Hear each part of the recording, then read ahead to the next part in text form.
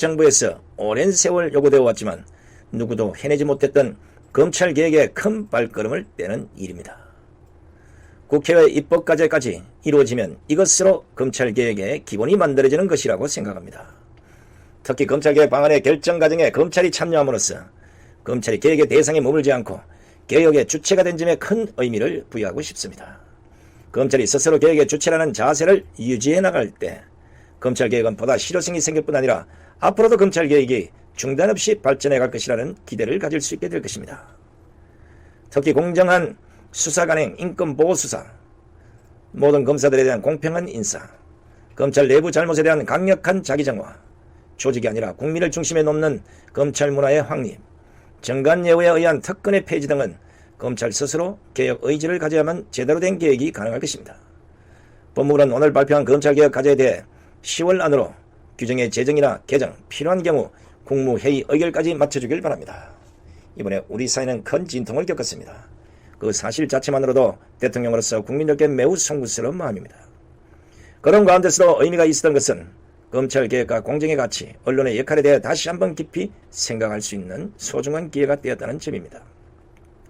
검찰개혁과 공정의 가치는 우리 정부의 가장 중요한 국정목표이며 국정가치이기도 합니다. 정부는 그 두 가치의 온전한 실현을 위해 국민의 뜻을 받들고 부족한 점을 살펴가면서 끝까지 매진하겠다는 의지를 다시 한번 천명합니다. 언론의 역할에 대해서는 정부가 개입할 수 있는 영역이 아닙니다. 언론 스스로 그 절박함에 대해 깊이 성찰하면서 신뢰받는 언론을 위해 자기 개혁을 위해 노력해 줄 것을 당부드립니다. 강정에서 국민들이 보여주신 민주적 역량과 참여 에너지에 대해 다시 한번 감사드립니다. 그리고 이제는 그 역량과 에너지가 통합과 민생경제로 모일 수 있도록 마음을 모아주시기 바랍니다. 저부터 최선을 다하겠습니다. 감사합니다. 자, 문재인의 모두발은 제가 들려드렸습니다만 제일 마지막 부분에 저부터 최선을 다하겠습니다. 이거 믿는 국민들 손들어 보십시오. 그리고 이제는 그 역량과 에너지가 통합과 민생경제로 모일 수 있도록 마음을 모아주시기 바랍니다. 누가 해야 될 일입니까? 문재인 스스로가 통합과 민생경제로 모일 수 있도록 전체 국민을 바라보는 그 시야가 아니라면 이 말도 믿을 수 없는 허무맹랑한 말이 되지 않겠습니까? 검찰개혁, 그 안에 들어있는 꼼수는 싸그리 버려버리고 또다시 국민을 조롱하듯이 이런 글 몇 줄로 국민을 통합과 민생경제로 끌어모으겠다. 제가 보기에는 이것조차도 국민을 기만하는 것이 아닌가. 강장에서 국민들이 보여준 민주적 역량과 참여 에너지에 대해서 청와대가 한 번이라도, 문재인이 한 번이라도 광화문 광장에 애국 시민들의 그 목소리를 들었다면 글을 이렇게 써서는 안 되잖아요. 써준 놈이 누군지는 모르겠지만 적어도 대국민을 통해서 뭔가 메시지를 전달한다고 하면 이런 식으로 하는 건 말이 안 맞잖아요. 조국 하나 사퇴하는 게 중요한 게 아니라 또다시 조국과 같은 그런 사람을 법무부 장관에 앉히면 국민들은 또다시 뚜껑이 열려서 광장에서 쏟아져 나올 겁니다. 오늘 이 글을 읽어드리면서 잘못 판단하고 있다는 것이 무엇이냐? 국민들이 지금 바라는 것은 조국 사퇴가 아니라 조국과 조국의 부인 정경심의 구속을 촉구하고 있는 겁니다. 이걸 제대로 알고 국민들에게 부탁을 하고 국민들에게 저부터 최선을 다하겠다고 이렇게 얘기해야 되잖아요. 저부터 최선을 다하겠다. 2년 4개월 동안 한 얘기예요. 하나도 지킨 게 없지 않습니까? 이런 게 답답한데 제가 보기에는 조국 혼자 보내지 말고 같이 가는 게 좋지 않겠나 싶어요. 자, 문재인은 조국 사퇴와 관련해서 이런 발언을 했고, 그러면 조국은 사퇴를 하면서 무슨 말을 했는지 몇 가지를 좀 짚어보겠습니다. 자, 오늘 조국이 사퇴에 비해서 검찰개혁을 위해 문재인 정부 첫 민정수석으로서 또 법무부 장관으로서 지난 2년 반 전력 질주해왔다. 그러나 가족 수사로 인해 문재인 대통령과 정부에 부담을 들어서는 안 된다고 판단했다면서 장관직을 내려놓는다고 말했습니다. 어이, 조국씨. 판단이 이 정도니까 우리가 초기부터 당신이 장관이 돼서는 안 된다고 요구를 했던 거예요. 가족 수사가 되기 전에 가족의 의구심이 터져나오면 아, 내가 법무부 장관이 돼서는 안 되겠구나 하고 그때 스스로 옷을 벗어야 문재인과 이 정부의 부담을 드는 건데 실컷 부담 주고 국민은 분열로 갈등을 유발시키고 그것도 보란듯이 뻔뻔하게 나와서 대한민국의 국민들의 열받게 만든 이 장본인이 사태에 변했어요.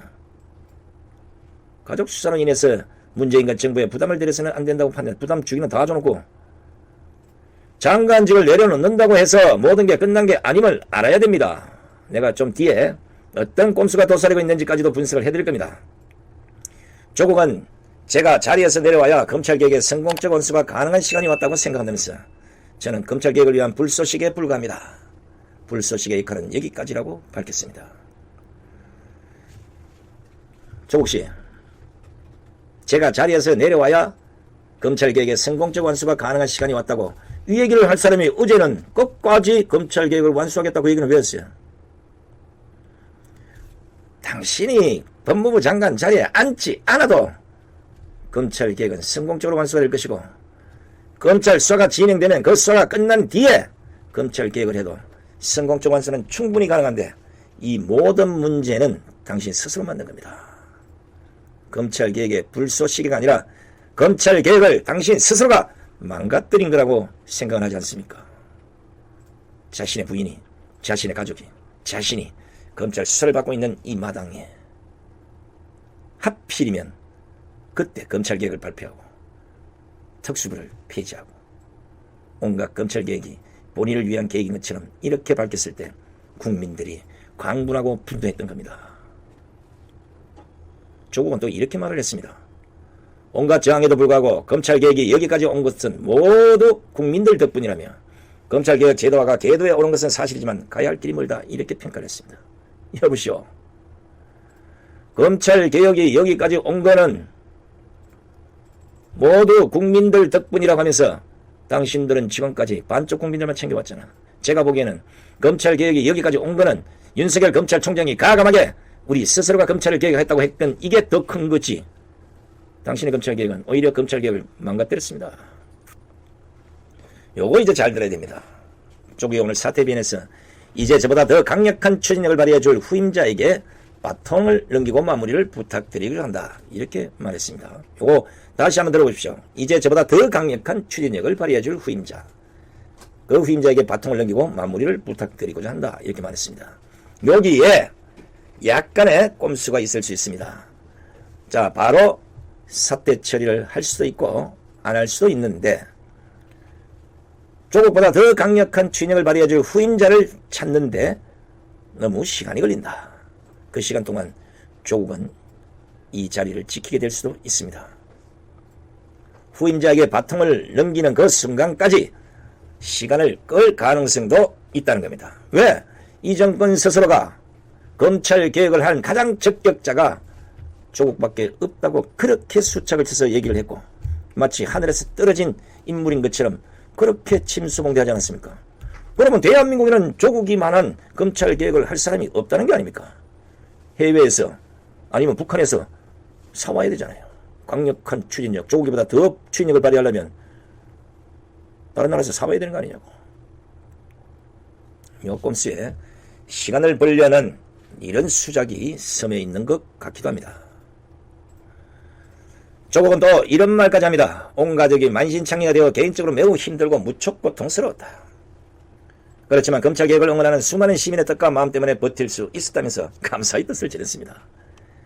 이야, 난 참 이거 참 이런 사람이 법무부 장관이 됐다는 건 이해를 못하겠습니다.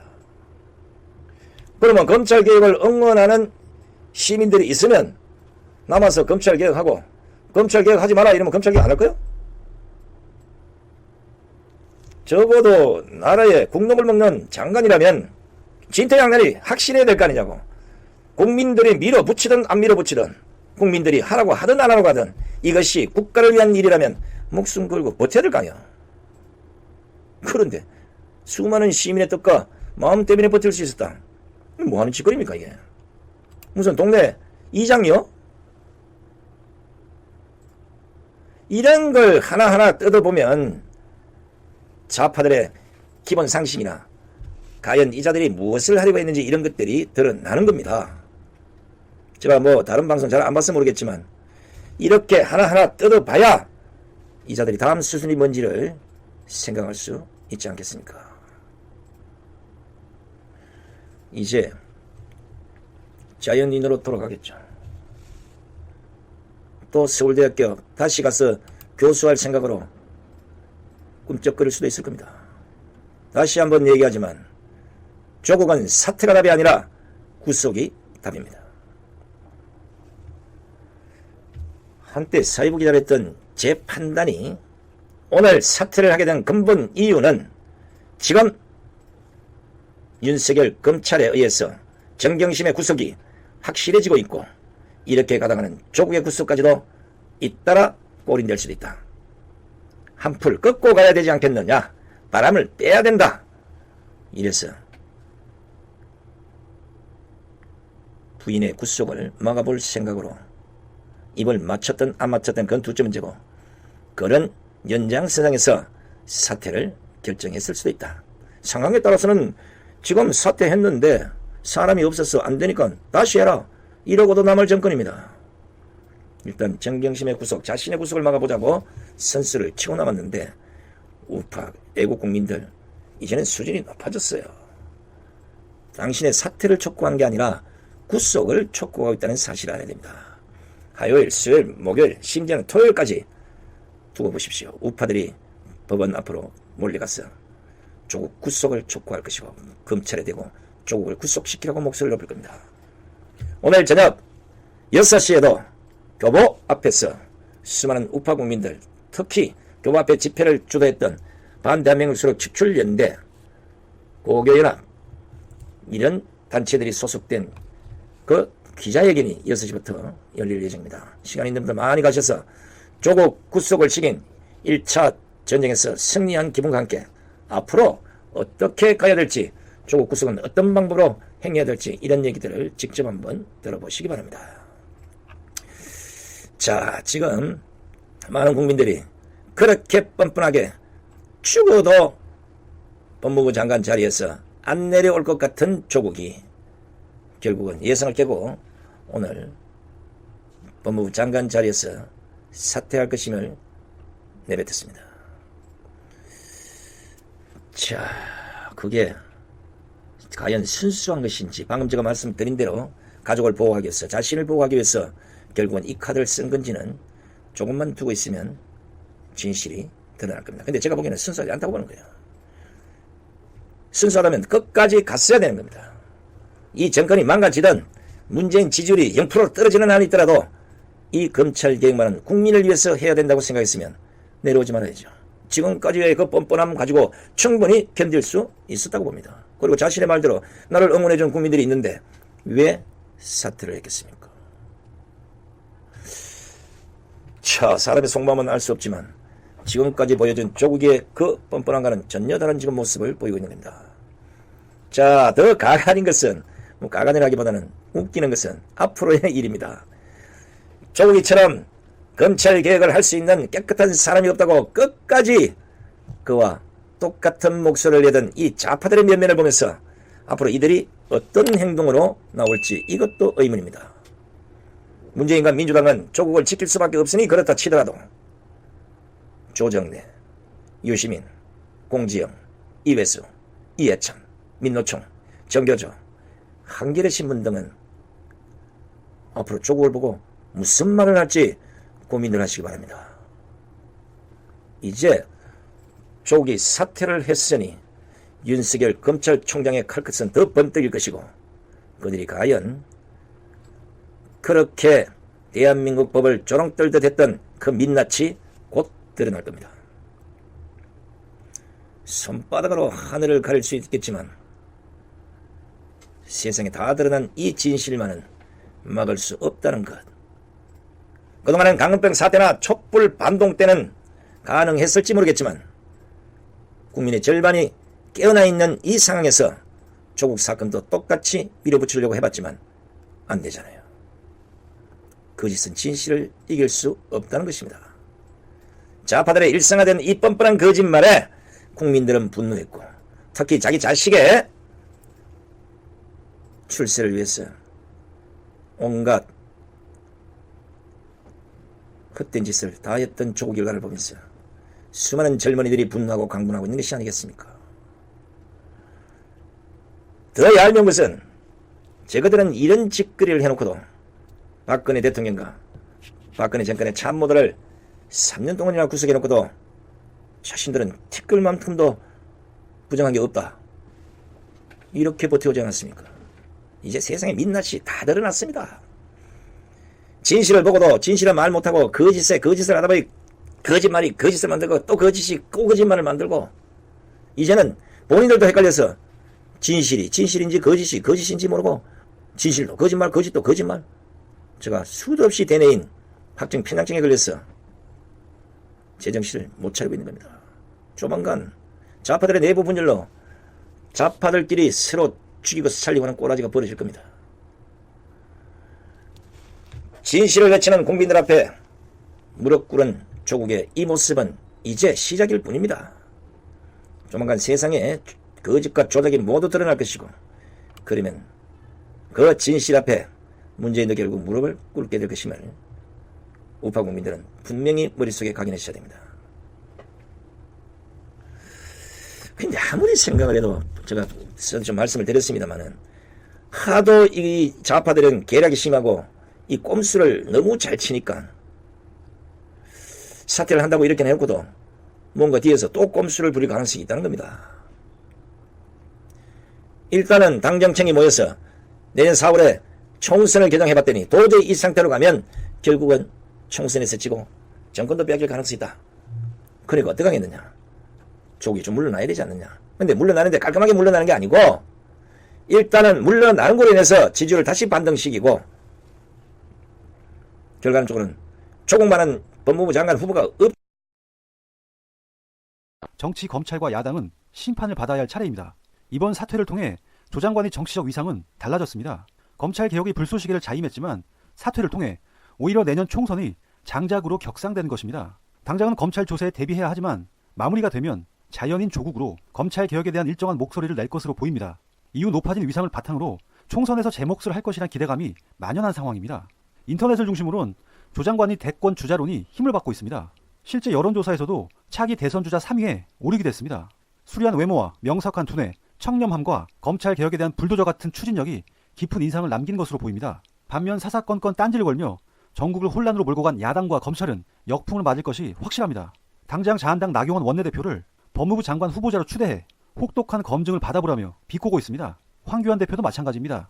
조 장관 측을 가족 사기단이라고 했던 이들도 똑같은 잣대로 검증을 받아보라는 것입니다. 조 장관의 살신 성인으로 야당 정치인 자녀 의혹과 패스트트랙 수사를 지켜보는 국민의 눈초리도 매서워졌습니다. 국민은 황교안, 나경원, 장제원 자녀 의혹에 대해 철저한 수사를 촉구하고 있습니다. 조 장관 자녀의 먼지털이식 수사와 너무나 비교되는 불공정을 목도했기 때문입니다. 이것만이 아닙니다. 현재 야당은 패스트트랙 수사에 대한 검찰이 출석 요구에 불응하고 있습니다.